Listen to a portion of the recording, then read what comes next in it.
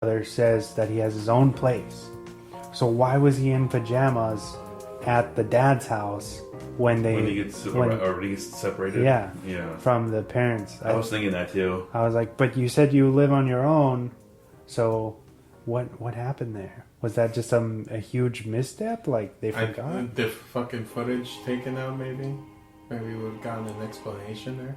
Maybe he was there to watch the place while they were at the therapy thing, like too, house sitting. But why in his he had like specific pajamas on? That was like, I would chalk it up to him house sitting. But it's like, and he's like, I'm 25 years old. My dad doesn't touch me. He's like, it's okay, son. Come with us. Come with us. It's fine. It's over. He can't hurt you here. Oh man, and the dad is amazing because he kind of reminds me of course Rip Torn is really hamming this up and taking it to the next level with his character, which is I love. I think that he is the other half of this movie that makes, if this movie is watchable and good, it's because of Rip Torn, the dad. And he kind of reminds me of my grandfather, or my grandfather when he was a little younger. Very hard ass, very like, what the fuck are you gonna do with your life, you fucking asshole, slacker, or whatever, you know. And I have a fun story to tell about buying this movie specifically. I remember we went to, I don't know if it was Target or Walmart or one of those places, and this was right when this came out, and I saw the VHS, and I just fucking tried to pull the trigger, and I was like, come on, like, buy this for me. It was my grandfather, and he was like, what? And I think he was hesitant because of obviously the name is fucking weird, right? And he's like, why do you want this? And I was just like, no, this guy's he's funny, he's a comedian, he's great, it's a fun movie, like, don't worry, just fucking get it for me, right? And I convinced him to buy it, and I was super excited. And then I'm watching it, maybe the next day or 2 days later, I come home from school, bam, pop it on in the VCR and shit, I'm super excited. He comes out and opens the garage door, because we had a TV in the garage at the time where we would watch everything. He opens the garage door, and it's when the horse is mounting the other horse, specifically on that scene, and he goes, what the fuck are you watching? And then he fucking confiscates the movie from me, takes it inside, gives my grandmother the whole explanation of what just happened, and he was like, and he wanted me to buy this for him. He was so like, he wanted me to buy this more than anything or whatever. Why would he want me to buy this garbage? I don't want your sisters to walk in on you watching this. They can't watch stuff like this. And instead of actually throwing away the tape, he kept it in the dresser above their TV for it must have been a couple years. And then my mom found out that he had it, and she lived in Arizona at the time, and she ended up taking it, and I guess they never noticed, or maybe he forgot about it or something. So she ended up with the tape, which I'm really bummed about. I don't think she has it anymore because the VHS for this movie is extremely rare now. You cannot find it. So yeah, that's my story. Oh, nice. Pretty interesting, right? Yeah. Oh man, that seems that's something horrible. Bad luck. Yeah, because there's there's not much. There's not really sex scenes in there except for the animal and the girlfriend, but that's still more humorous. It's not. They're not really showing nudity. It's just more the like animals. Vulgar, like language. But you could argue that not bestiality, but animal sex at that age could be considered more weird. Yeah. I don't know. In that context of being in a movie. I know it's obviously on Discovery Channel and stuff or whatever.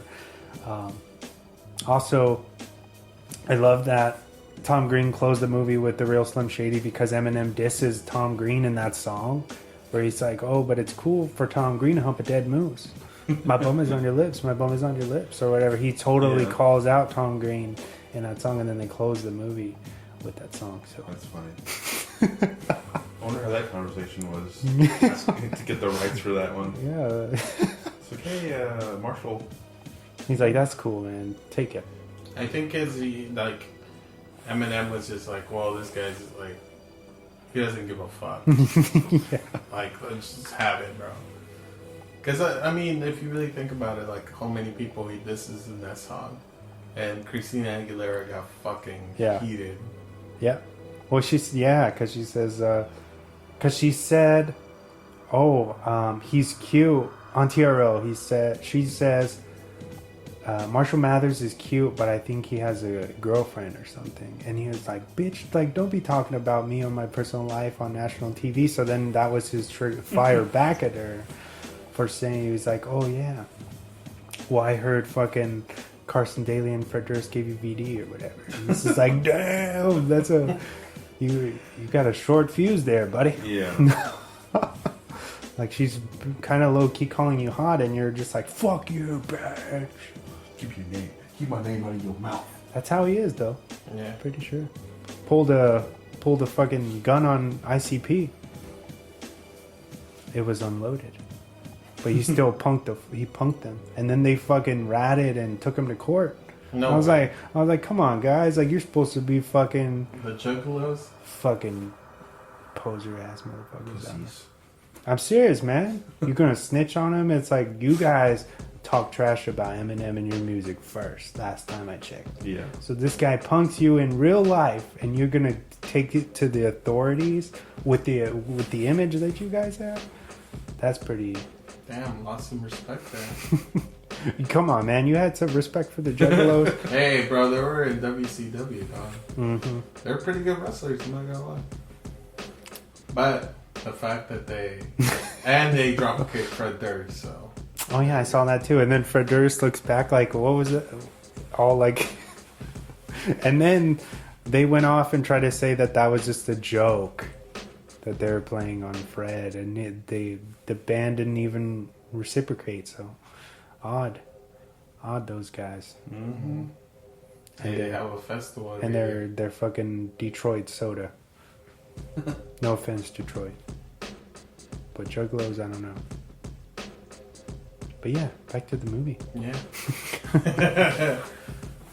Freddy Got Fingered. There's a lot of iconic stuff in here that almost seems cliche, but it's because of this film, I guess. God, I got you a bag of jewels. I got you jewels. Where he's like, in the shower. He's like, I'm going diving. Yeah. I found a treasure. He's like, that's soap on a rope.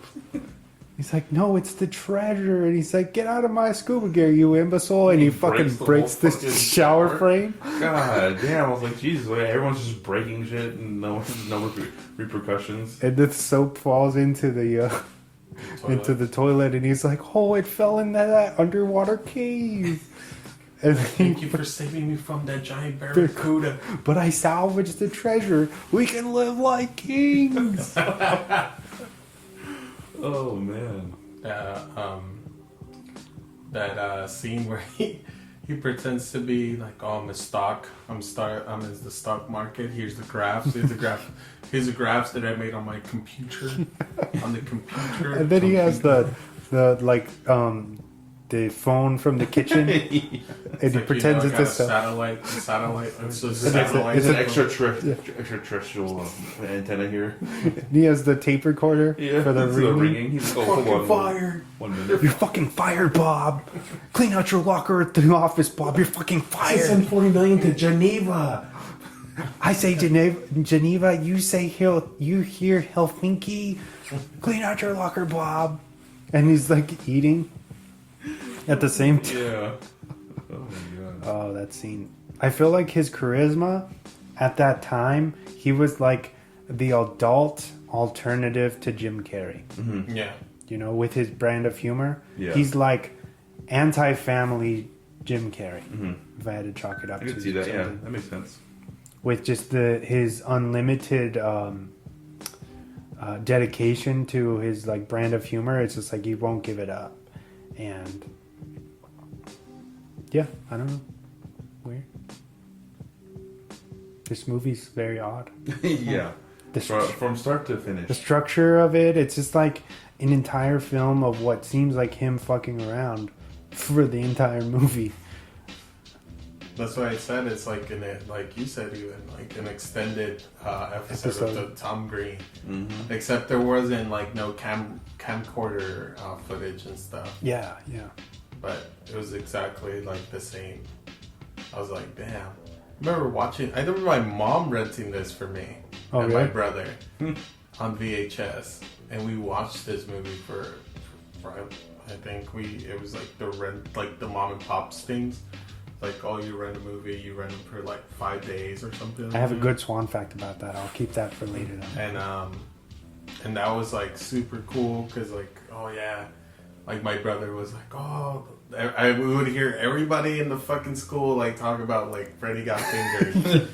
And then we were like, what the fuck is this movie? So we watched it, and then my mom was like, what the fuck are you guys watching? Like, what, did I rent this movie just for that? I'm like, yeah. I'm like, oh, okay. And then walks off. That's funny. But yeah, shout out to my mom. Yeah. Also, the soundtrack to this. Oh yeah, that's great. So good. Very good. Yeah. Surprisingly. Very good. Definitely, like, if this were to drop on vinyl, I would buy this in a second. Yeah. It's got the bangers from across a bunch of different time spans, too. The hip-hop in this was a lot more skater influence. You could just tell that it was more underground and stuff. So. You could tell, like, he is... Because I feel like... skate videos are nothing without music, and if you don't know good music, your skate video will be shit. So I feel like skaters, more oftentimes than not, they have really good music taste or eclectic music taste, and he shows that in this. Like to punk, from hip hop to, it's amazing, dude. Even the score, like the original music for this, is pretty good, and actually it brings an element of seriousness to this incredibly silly movie. When they're trying to portray like sad parts, like when he's like telling his girlfriend, "Don't you understand that we're just a couple of idiots? Like I'm never gonna be a cartoonist, and you're never gonna build your fucking rocket wheelchair." And the music that's playing is like trying so hard to be serious. It's funny. Even when they're on the ground in Pakistan, and they're like, I sold my drawings. I sold my drawings, Daddy. And then they finally... I'm a cartoonist. He's like, well, goddamn, Gord. Yeah. You really did it. It's like such a heartwarming, so it's like he did all this fucked up stuff to his dad, and his dad is just like forgives him in that split second, and then they get fucking they're taken prisoners of war for all this amount of time. The last 10 minutes of that movie is fucking bonkers. Like, what happens? Weird. They go to fucking Pakistan, then they're prisoners of war, and then it goes all deer hunter, where they're playing Russian roulette. I love the fact that they're like, before he gets into the limo, like the American flag is like right behind him. So weird. And then goes and sits down. I was like, oh my god, what? I was like, this motherfucker's a badass. Like, pretty genius. And then what was the little kid's name again? Timmy or something? Timmy. Yeah. Something like that. Some generic name, but then he just gets fucking. He runs into the airplane the propeller. And it just. I'm okay, Dad. Everyone's covered in blood. I guess in the director's cut, everybody always asks him. So, the Timmy voiceover, was that originally supposed to happen? He's like, no, that was put in post by the studio. They wanted to do that to kind of laugh it off, like in a scary movie type of way. But I guess it's supposed to be. He's just dead. Like, he's like, no, he wasn't okay. He fucking died. Or whatever. And he's like, we actually had a prosthetic limb. Like, his arm flew off into the crowd, too. Oh, my God. Whatever. And they cut all that out, so. Wow. Mm-hmm. Dark. Yeah. Like I said, release the green cut. Right. Yeah. Forget the Snyder cut. We want the green cut. Get it trending. Cool. But yeah. You have a clip for us? Yeah, the Ebert and Roofer movie review. Oh, that's going to be a good one. From back in the day. I'm sure they're going to love it. And I know he has an infamous... Well, anyway, I'll just play it. I'll let it speak for itself. Here we go. This week, Paul Hogan comes up.